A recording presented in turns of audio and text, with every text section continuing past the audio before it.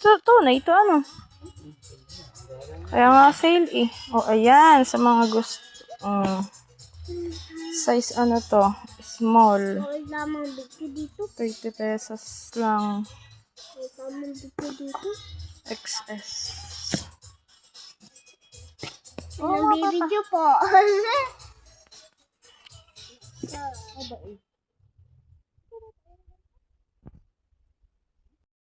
Sa mga nanay na kuripot dyan, shout out! Charot!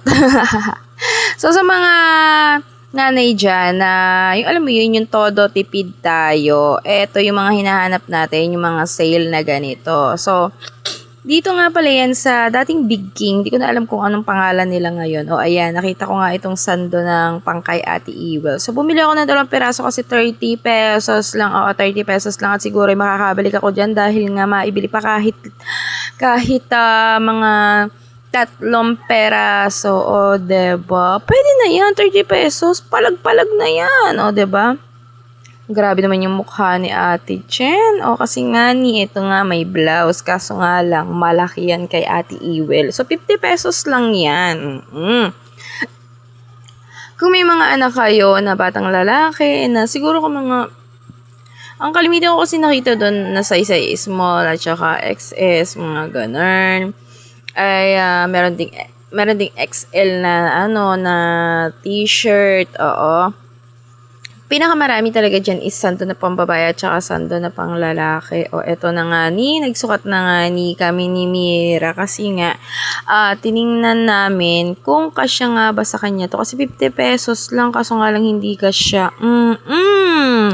So sa mga nanay na kuripot kagaya ko ay sumugod lang kayo dito ha sa Big King. Mga sale lang kanilang mga bag. 150 lang. Medyo magabok. Oo.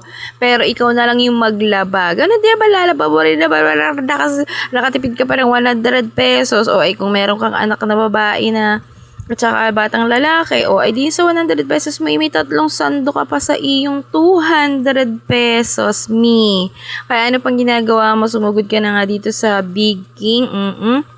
At talagang pag ito ay dagsaan na ng pagbili ng mga gamit ng estudyante, ay talagang ito ay magmamahal na nga ni. So, baka ang tendency dyan is mabilis maubos. Ay, mabalikan na nga lang din itong t-shirt na are at 50 pesos lamang. Maigi rin na mga t-shirt. Mahilig lang din naman ako sa puti. Ayun lang, thank you for watching at sugod na!